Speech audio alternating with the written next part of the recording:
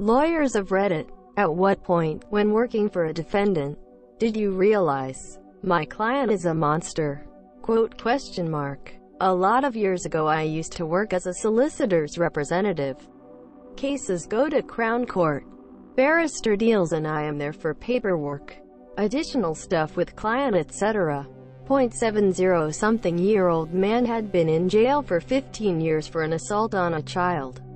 Solicitor and barrister working on getting him released due to him getting clean reports from just about everyone. Guards took him out of jail to a dentist, and as he entered the waiting room he saw two children and ran straight at them. Monsieur guard stopped him. Monsieur 3 weeks later at court I was the one that sat him down in a room to explain that no, this isn't a hearing to release you. It is so you can be committed to a mental health secure facility for the rest of your life. He didn't take that well. I shed no tears. Not the client but my managing partner. The client was a senile 90-year-old man. He wanted to sell land worth a little less than $1 billion to some businessmen. Suffice to say there were many who wanted to take advantage of the situation. One such person, to my dismay, was our managing partner.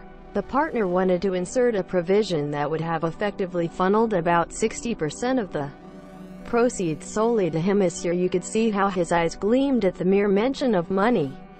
The provision got lost in the revisions. I was doing the revisions.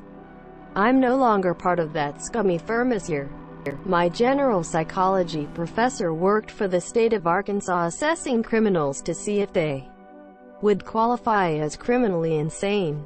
He told us a story one time about a guy who would get glass shards and hide them underneath his skin, presumably to use at a more opportune time.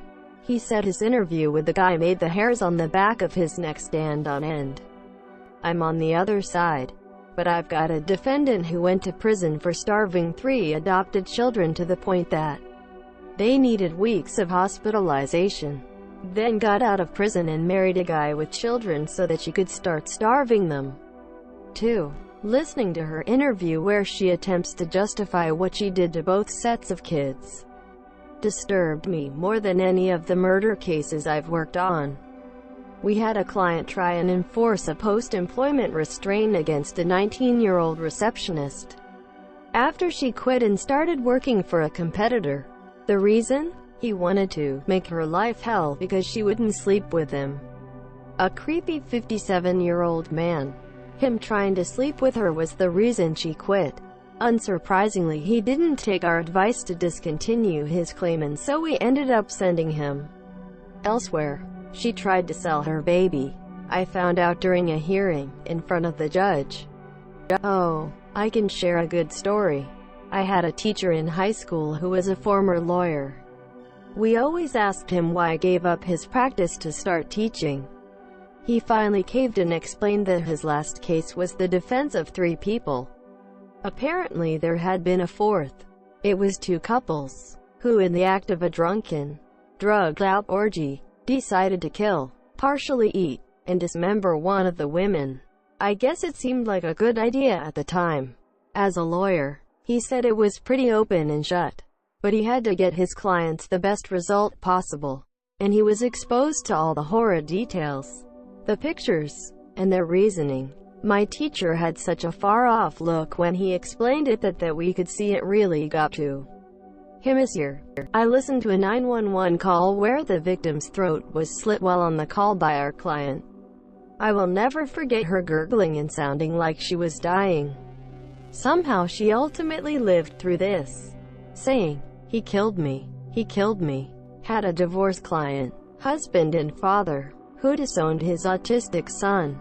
Tried to argue that he should get all of his wife's retirement having not worked for 12 years.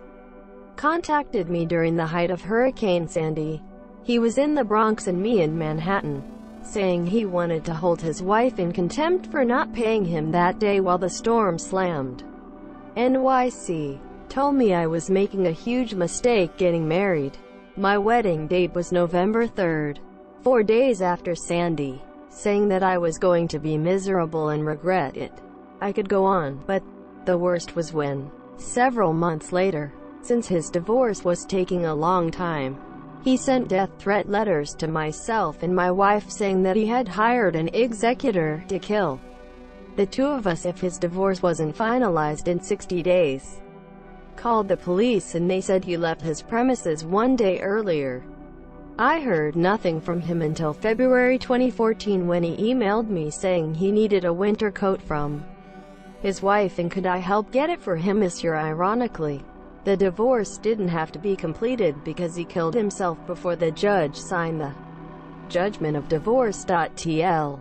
Dr. Miserable guy who wanted to spread his misery and crossed the line when he threatened to kill my wife. Edit.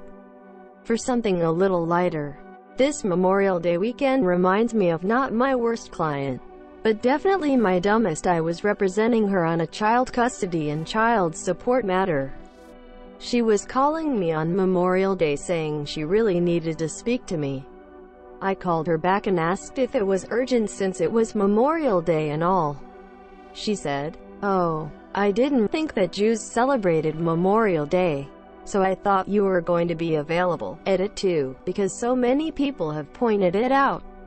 I have now put the word executor in quotes because that was his word and not mine. Also, since people have questioned it, my username is also the name of my firm this year. I'll go ahead and say it.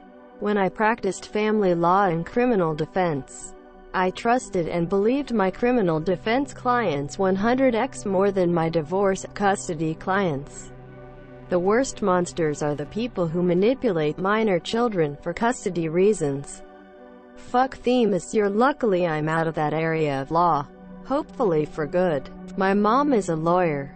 This is the story about how she quit being a public defender. When you are a public defender, you don't get to choose your cases. She got assigned a young man who, with the help of his girlfriend, had gotten a kitten from a free to a good home ad in the paper. They then brought it home and gave it to their dog as a chew toy. I think they also filmed it. So yeah, she said she needed a shower after every meeting with him this year, canceled her PD contract after the case concluded. I've done a lot of prison legal aid, and I could tell stories about child molesters that would turn you green. But instead I'll turn you green a different way. I had a kid, 17, who was mildly cognitively disabled due to brain trauma he sustained at the hands of his birth parents, who ended up with a really wonderful foster care family and thrived. He was a popular kid in school, good athlete, got a girlfriend and invited her to meet up and be teenagers one night in a corn silo, which I guess is a thing that country kids do? I don't know. This all comes from the pre-sentence investigation report I read before taking his case. But this girl met him at the silo and they were hanging out inside, by his account. They were having a nice time and he was really enjoying himself. Then, for no particular reason, he picked up a 2x4 and bashed her skull in. He then used a combination of very crude farm implements, shovels, hoes, to chop her body up and bury it in the corn and went home like nothing had happened. Hey, you ask? ETA. Holy garbage. I didn't expect to wake up to 11K in karma in 100 replies this morning. I'll try to reply to those I can. And I do appreciate the gesture of giving me Reddit currency. But folks, Reddit has enough money and when the firm needs more, they can go back to their venture capitalists. I would encourage you to make a donation to your local United Way. https www.unitedway.org/# or another reputable charity instead. The first week I started at my current criminal defense firm, I was tasked with cataloging discovery from our client's phone. The phone had multiple, talking around 4,000, videos, photos, text exchanges with women under 16. Though not all of the girls' ages were confirmed, most, if not all, were under the legal age of consent and many were barely pubescent, naked and being prostituted over 1 year. He would lure these girls in exchange for drugs. Nothing felt totally bizarre until I came across one video where he was clearly forcing himself upon a literal child who was so high on benzodiazepines, not willingly but rather forced, and choking her in the process. When our firm confronted him, he said he was in love with her and that's why he did it. He would also take these girls to hotels and make them have happy fun time with one another while he taped.